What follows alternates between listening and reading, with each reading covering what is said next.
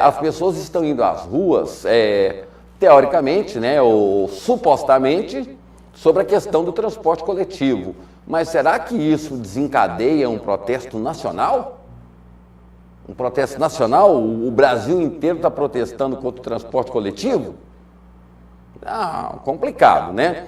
Nós temos imagens aqui, vamos mostrar. Primeiro que eu tenho assim, uma coisa que eu disse aqui e reitero.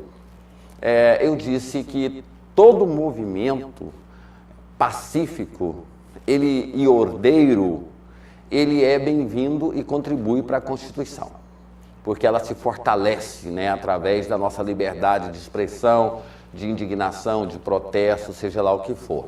Agora, quando a gente parte para a violência, aí perde o significado, perde o sentido, aí já não é protesto, aí já é confronto, guerrilha, guerra civil, coisas que a gente não queria ver mais no Brasil. E eu falei isso aqui há aproximadamente um mês, quando começaram esses protestos. Falei, gente, vai chegar um momento em que a polícia, ela vai reprimir, ela vai entrar para reprimir, para não acontecer esses protestos. Deixa só aqui eu falar, depois colocar as imagens. O que aconteceu em São Paulo? Em São Paulo teve o primeiro protesto, teve o segundo protesto. Na quinta-feira, a polícia já foi para a rua, antes de qualquer ação dos manifestantes, a polícia já desceu o burralho. E aí por que a polícia fez isso? Por uma questão muito simples, para já, se é que é possível entender isso, para prevenir. Então, ou seja, os protestos que começaram de forma pacífica e transformaram-se em atos de vandalismo e de violência, fez com que a polícia lá de São Paulo já fosse de forma preventiva para as ruas e batendo no povo. Agora, o pior é que eu não consigo entender. As pessoas que dependem do transporte coletivo, elas são vítimas, porque elas não estão no protesto, elas estão em casa, elas estão nos terminais, querendo ir e vir, não estão participando do protesto.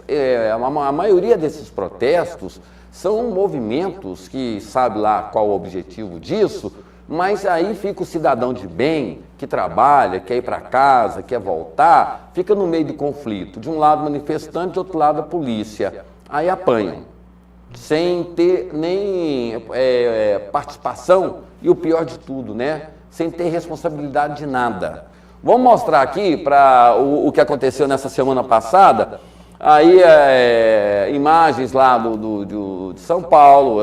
Olha aí, tem imagens aí de São Paulo que foram feitas pela internet, aonde houve o confronto ali. Jornalistas foram agredidos, estudantes foram agredidos, cidadão comum foi agredido, várias pessoas inocentes foram agredidas. Por quê? Porque já havia ali pelo menos dois ou três confrontos, porque eu tenho dito isso aqui, ninguém vai para um protesto com um coquetel molotov, né? O que é coquetel molotov? Você coloca gasolina dentro de uma garrafa e coloca um pano, aí você coloca fogo no pano e joga a garrafa. Quando a garrafa cai, ela vira uma bomba. Ninguém vai para protesto com paus e com pedras. E aí o que acontece? Aí vem a reação da polícia, ou seja, aí apanha o inocente, apanha quem tem nada com isso e começam a contabilizar as vítimas. Hoje, a gente espera que não, mas já está marcado aí pelo menos um protesto lá em São Paulo, 200 mil pessoas. Eu não acredito que esse número vai chegar a esse número, mas fala-se de 200 mil pessoas que estarão nas ruas de São Paulo hoje protestando. Segundo informações, é sobre a questão da tarifa do transporte coletivo. Eu, particularmente, não acredito que haja uma orquestração ou que haja aí uma mobilização nacional sobre a questão do transporte coletivo.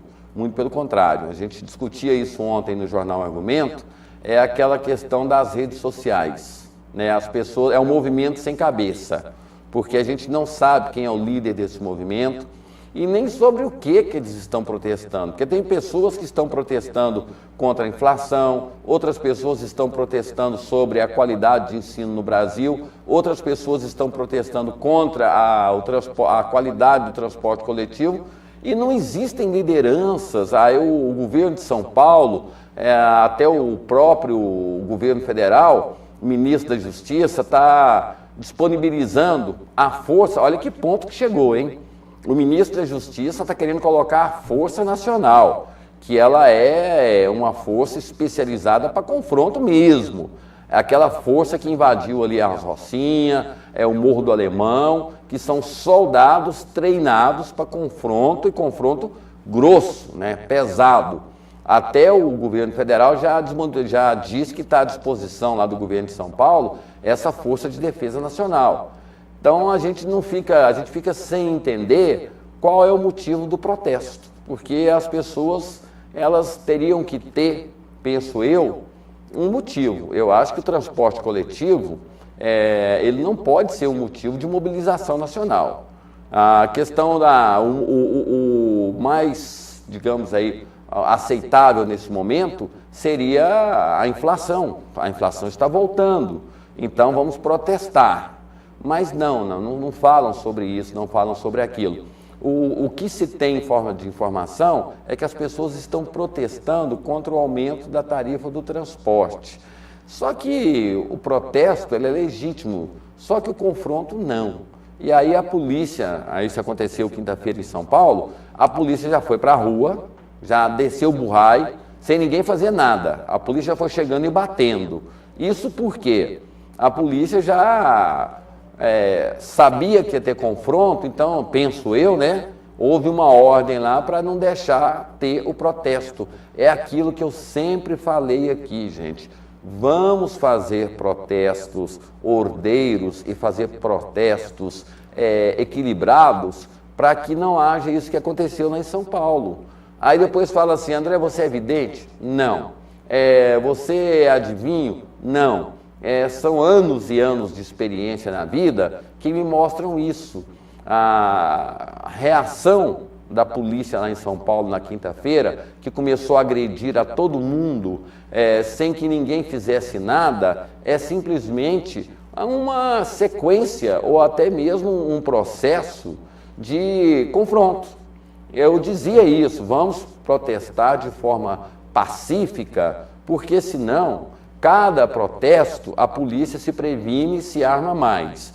Vai chegar um momento que a polícia ela vai agir quando as pessoas forem para a rua, a polícia vai agir. Aconteceu isso em São Paulo. Eu sou vidente? Não. Eu sou mágico? Não. O que você é? Um jornalista que viveu durante muito tempo o regime de exceção, o cerceamento à liberdade de imprensa, a liberdade de expressão, de opinião. E a gente sempre sabe que quando existem excessos, aí acontecem situações iguais a essa. Hoje no Brasil vai haver essa mobilização de novo e eu não consigo entender, literalmente não consigo entender. Aí aparece fala assim, não, eu sou líder do movimento e estou querendo um movimento pacífico. Aí aparece um outro lá e fala, não, eu também sou líder do movimento, nós temos que reagir. Aí outro fala assim, não, eu sou líder do movimento e sou contra o movimento. Então, ou seja, é um processo que foi desencadeado nas redes sociais sem pé e nem cabeça, porque eu sempre reclamo e peço que nós tenhamos movimentos sociais, que nós tenhamos aqui a volta, né, daquelas lutas que nós tivemos, inclusive o Partido dos Trabalhadores fez esse trabalho muito bem feito, o PT, que é justamente o direito de reconhecer esses movimentos sociais, que são os sem terras, aquelas pessoas que eram desempregadas, aquelas pessoas que eram esquecidas pelo governo. Então, e tantos outros movimentos sociais que surgiram no Brasil e conseguiram fazer com que nós chegássemos hoje a um momento de uma democracia plena, total e irrestrita. Porém, esses movimentos, eles foram cooptados pelo governo. todo mundo corta aqui para mim, depois a gente mostra mais isso, todo mundo se lembra que o Collor, quando ele foi eleito presidente da República, o que ele fez?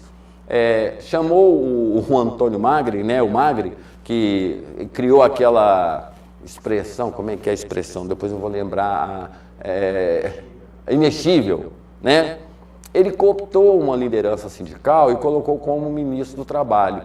E aí a imprensa começou a seguir, aí depois descobriram que a mulher do Magri levava o cachorrinho para tosar em carro oficial, nessas coisas assim. Então hoje tem esse processo da cooptação. Os movimentos sociais no Brasil estão esvaziados. O movimento social pela casa própria foi cooptado pelo Minha Casa Minha Vida. A reforma agrária está sendo cooptada por projetos de assentamentos aí a qualquer custo e a qualquer preço, a qualquer jeito. Então, assim, falta os movimentos sociais no Brasil, mas tem que ter uma liderança, tem que ter um objetivo, tem que ter uma pessoa que fale por ele. Não dá para a gente criar um movimento social na internet, né? Vamos criar aí representantes. Todo mundo combina na internet de encontrar em determinado horário para praticar isso. Eu já falava sobre isso aqui, que aconteceu aqui no Vaca Brava, da morte de um torcedor do Vila Nova, que foi tudo combinado pela internet. Todo mundo sabia que ia ter o confronto das torcidas pelas redes sociais, mas não se achava a autoria, porque um louco falou que ia pro quebra, aí outro louco falou que ia também, outro louco falou que ia também, aí virou a moda na internet ir pro Vaca Brava brigar. Perdeu-se uma vida.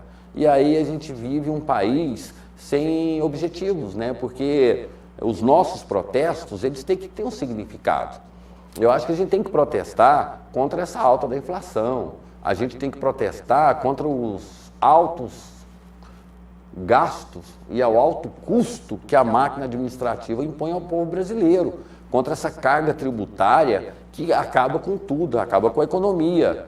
Mas tem que ser protestos com nome, RG, CPF e objetivo, porque como é que você vai negociar com pessoas se você não sabe, né? Igual eu brinquei aqui, falei, Alex, qual que é seu protesto? Eu quero ganhar 7 mil. Aí eu falei assim, não, meu protesto é porque é do porteiro.